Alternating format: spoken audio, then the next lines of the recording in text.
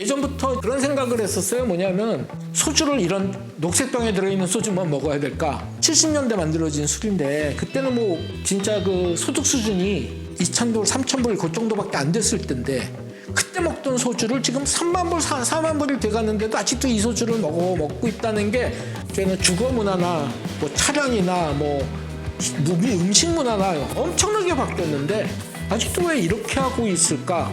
그러니까 그때부터는 뭐냐면 그럼 과거의 것을 어떻게 했냐 이걸 살려내는 그것부터 시작이 되죠. 그게 이제 전통주라는 개념이었던 거예요. 근데 전통주 누룩으로 만들어요. 근데 제가 생각해 보니까 이걸 왜 이렇게 해야 되지? 의문이 생겼어요.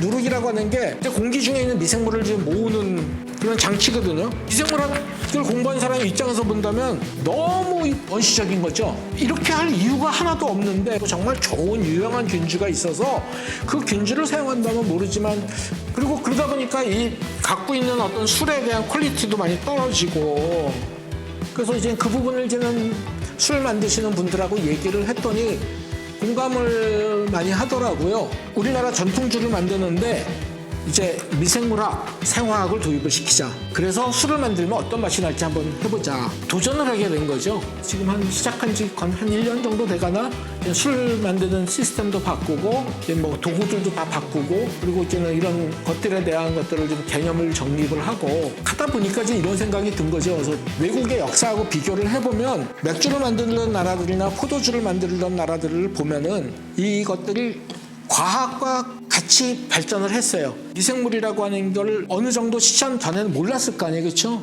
미생물들이 알려지면서부터 이쪽 나라 사람들은 그런 것들을 사용을 하기 시작한 거예요. 그래서 효모 배양을 하고 효모를 셀렉션하고 각 지역에 맞는 효모들을 다 찾아내고 했어요. 쌀이라고 하는 또는 이제 곡물이 갖고 있는 전분이라고 하는 구조를 당화를 시켜야 되는데 그 당화를 시키는 것도 굳이 왜 미생물을 써야 되지?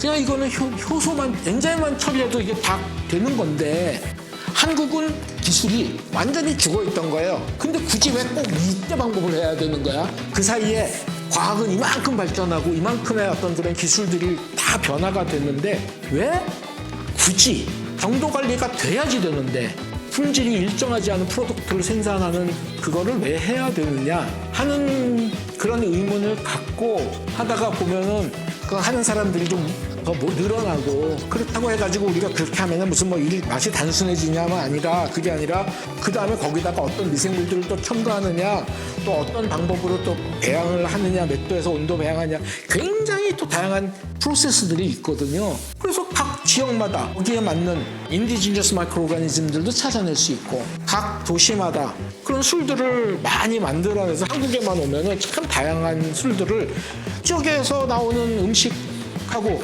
그 지역에서 만드는 술하고 얼마나 잘 조화가 이루어지겠어요. 이제 그런 것들을 좀 더 쉽고 편하게 만들 수 있도록 시도를 해보자. 그런 생각을 가지고 지금은 하고 있고요. 사실은 이거 시작이 뭐 때문에 시작했는가 하면요. 인도네시아의 마두라라고 하는 곳이 있는데 그쪽 지역에 사는 한국분이 자기가 먹여주고 재워주고 할 테니까 그냥 비행기만 타고 와서 자기 얘기를 좀 들어줬으면 좋겠다라고 얘기를 했어요. 그래서 저는 찾아가서 이제 거길 가봤더니 가난하니까 큰 배가 없이 전부 조그만 배인 거예요. 조그만 배이고 그 사람들이 잡아 올리는 물고기들도 다 작은 물고기들이에요. 그걸로 피쉬 소스를 만드는 거예요. 피쉬 소스를 만드는데 환경이 열악하다 보니까 이제 그 분이 나를 초대한 이유 중에 한 가지가 어부들이 그래도 자기들이 사온 물고기를 어느 정도 일정한 가격에 팔 수 있을 테고 어떤 일정한 좋은 품질의 그 피쉬 소스를 만들면 괜찮은 가격에 좋은 거 하나 몇 개 해서 뭐 몇백만 개라도 팔면은 그래도 그 가난한 지역에서는 큰 도움이 될 거 아니에요? 그냥 그런 포멘터를 하나 만들어 보겠다는 생각을 하고 있었던 게 술 만드는 걸로 지금 바뀌어 있는 거고 이거 갖고서는 뭐 이제는 여기다가는 간장도 만들 수 있고 그래서 제가 지금 하는 게 양조과학이라고 얘기하는 거거든요. 그러니까 양조라고 하는 것에는 모든 발효 기술들이 다 되는 거예요. 발효식에 관계되는 모든 것들을 이제 종합적으로 연구하고 개발을 해서 보다 많은 사람들이 또 보다 이제 쉽게 좋은 품질의 프로덕트를 생산할 수 있게끔 만드는 거. 동남아시아나 이제 아프리카에 가면 이제는 그 과일들이 엄청나게 열리거든요. 근데 그게 아주 한 계절만밖에 안 열리잖아요. 쏟아질 때는 엄청나게 가격이 싸요.